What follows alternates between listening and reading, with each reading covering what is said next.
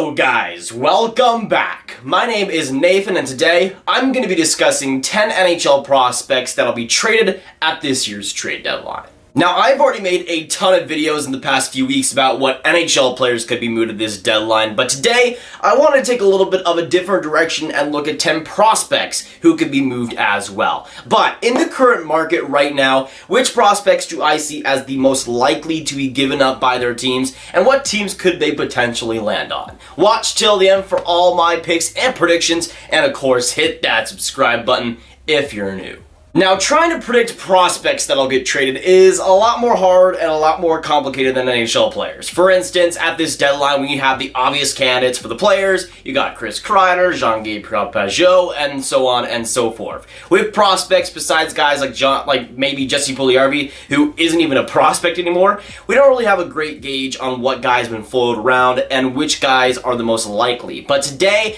I try my best to get 10 prospects who I think are the most likely to be traded, and some pretty good talent that can be moved in the next week.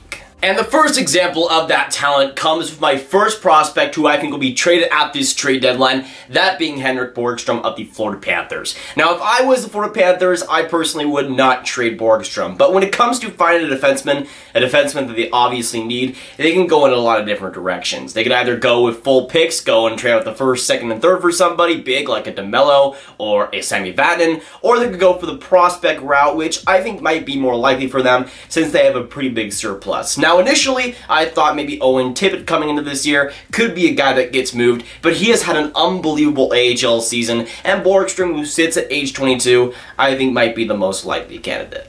But now moving on to the second prospect who I think could potentially be traded at this year's deadline, I'm going to go with Philadelphia Flyers prospect German Rubtsov. Now, Rubtsov is one of those prospects that has a lot of potential, but at the same time hasn't been the best with the Philly system. Now, he was a first-round pick, 22nd overall back in 2016, and although he's having a solid AHL campaign, he's a guy that for Philly could definitely be used to get a very solid forward in the NHL. Now, with Philly and where they're at in the standings, they could leapfrog Columbus, the New York Islanders as well at this point, but I think some forward firepower would definitely help them at this deadline. They could still use some of that for sure. If they're going to go after a guy like Kreider or Mike Hoffman to get that next goal scoring, it's going to come at a pretty big cost. I'm not sure if they want to give up their first round pick or anything, so I think that's why they will go in the prospect pool, and I think Rubtsov is a perfect fit to provide some value in a trade like that. But now moving on to my third prospect who I think might be traded at this deadline, I'm going to go with New York Islanders defenseman Bode Wild. Now, Bode Wild is one of the most interesting prospects right now in the NHL, I think. A guy who was a second round pick back in 2018 who had all the hype going into this season, hasn't done too much in the AHL and was sent back to the OHL for Saginaw, is playing well there. But I think for the Islanders who have already made moves and getting guys like Andy Green, I don't think they're going to stop now. I think they will go for one of the more big time forwards. They were trying to get Panarin last year. I think it might be the same way this year, where they go after a big guy. But in order for that to happen, they're going to have to give a lot of dough, and I think Bode Wild will be a part of that. Now, in this scenario, I don't think Noah Dobson is even going to be considered for trade. I really don't think the Islanders will ever explore that, but Bode Wild is maybe on the tier below, even though I like him a lot. He's a lot more of an expendable prospect and a guy that still holds a lot of value right now in the NHL. But now getting into my number 4 pick, my fourth prospect who I think will be traded at this deadline, I have Josh Ho-Sang. I think it's about time that we actually free Josh Ho-Sang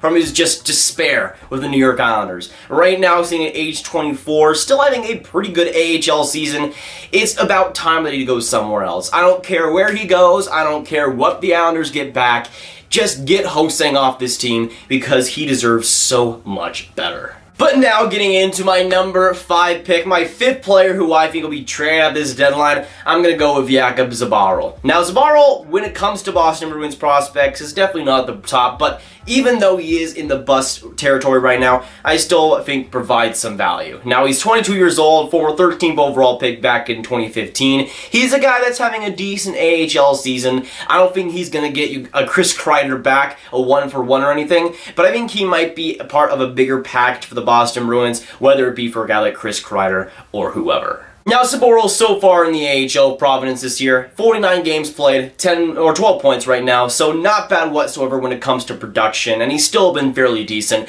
At the same time, though, the potential that he had is not there anymore, and he's looking like one of the bigger busts in 2015. At the same time, though, I still think he can be an NHL defenseman if developed right, and for a team that is rebuilding, let's say it's the New York Rangers, if they give up a guy like Chris Kreider, I think Sbarro will be a decent defenseman for them, and defensively can provide some value. And now getting into my sixth prospect, who I think might be traded at this year's deadline, I'm going to go with Caleb Jones of the Edmonton Oilers. Now, the Texas-born stud is having himself a pretty good year in the AHL, but is a guy that is expendable for the Edmonton Oilers. At the same time, though, now with Connor McDavid out, I think they will be one of the bigger buyers of this deadline, at least when it comes to interest. I don't know if they'll go after a guy like Chris Kreider, but I think Caleb Jones might be one of the biggest pieces of a potential trade for them. Now, the 22-year-old defenseman has been kind of finding his groove in the AHL this year, so far in 14 games, getting 11 points, but he's also played 32 games with the Oilers and has gotten 6 points. Not bad whatsoever, but he's a guy that is obviously not a cornerstone part of that team. We saw how Ethan Bear has been so good with Edmonton and has almost taken Caleb Jones' spot, so at the same time, I think he's made Jones expendable.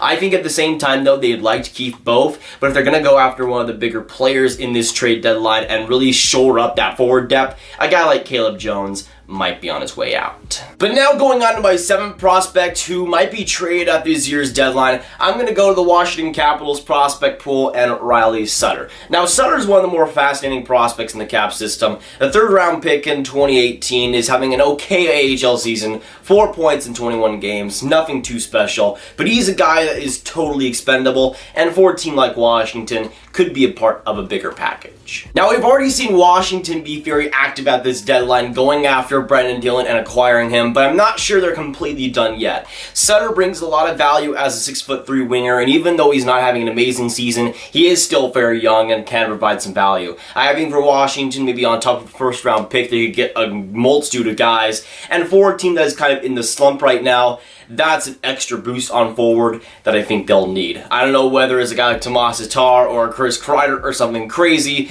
but I think Washington might have to make another move. And now getting into my eighth prospect who could be traded at this year's deadline, I'm going to go to the Colorado Avalanche and Shane Bowers. Now, Shane Bowers, who was drafted in the first round back in 2017, originally by the Ottawa Senators, also in the Duchesne deal, is a guy who I think is one of the most fascinating and one of the best prospects in Colorado's system. At the same time, though, the 6'2" center is having a pretty good AHL season, and I think for Colorado, if they're going to go after a guy like Chris Kreider or one of the big guys on the market, a guy like that would be pretty enticing.